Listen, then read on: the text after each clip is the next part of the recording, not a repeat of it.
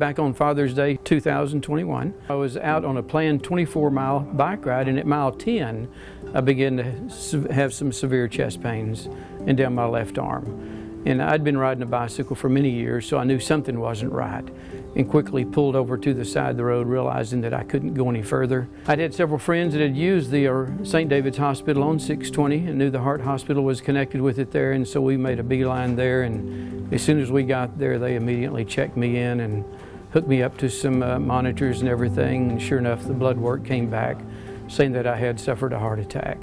And the next morning, did the angiogram and found a pretty significant blockage, 90% blockage in the right coronary artery. Very shocking to know that I had that much blockage in my own heart.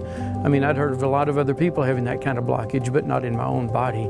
The next morning, on Monday morning, he ended up putting a stent in, and unbeknownst to me, it was all just a day operation. And I was out Monday afternoon going back home. I can't say enough about the ER team because they, even though it was very crowded, they kept coming by all the time to check on me and my wife to make sure that we were okay. And I didn't really feel like I had to worry because I was in such good care, because they were there answering every question. And then the time of surgery came, and the team that took me in there made me feel very comfortable in a very uncomfortable place. A week later, I had the follow-up visit with the cardiologist, and he wrote the prescription, for the rehab aspect to begin to exercise it even more consistently. Here at the St. David's on 32nd worked out perfect for me. I think that the staff here made me feel so welcomed that they were already going to make sure that I was going to be okay, doing the exercise, doing the rehab, but also setting me on a path that I could get back to where I would want to be in life, and being able to do some of the physical things that I'd enjoyed doing earlier.